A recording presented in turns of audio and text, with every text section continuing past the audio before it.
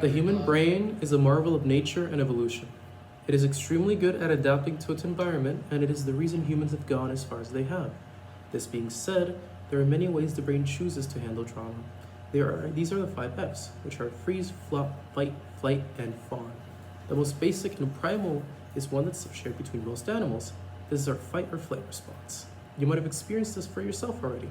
According to Taco and Diana, in fight or flight may be in our bones.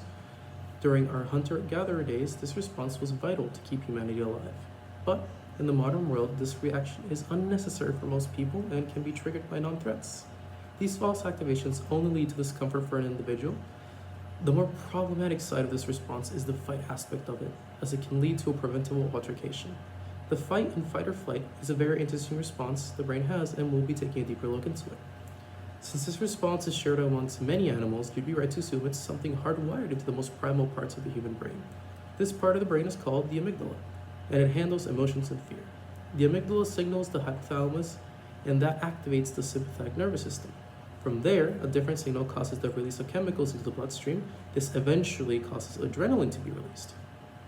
During this whole process, the body is allocating resources to facilitate more explosive movements.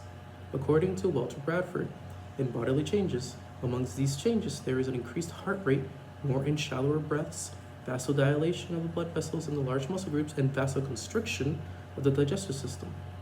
The pupils are also dilate, causing tunnel vision. All these changes lead to maximized performance of the muscles at the cost of any secondary bodily system. This process even restricts the rational part of the brain, leaving only the base instincts to move the body. Mentally, it severely affects judgment and complex rational thinking, as it is too slow. This happens because the frontal cortex reduces its power consumption. While all these effects were helpful and in fact necessary for humanity's survival, they have become a problem in the modern world. At best, it can be mildly uncomfortable, and at worst, detrimental towards the overall health of a person.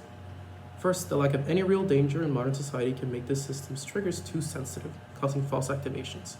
Getting rushed with adrenaline every time something unexpected happens can affect the quality of life a person has.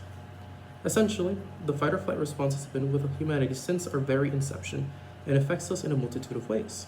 First physically, by altering heart rate, breathing, redirecting blood to major muscle groups, and then mentally, as if the frontal cortex is overridden by the hippocampus to be able to react faster. And these changes affect people greatly when triggered in a safe, modern environment, causing unnecessary altercations and putting the body under great stress.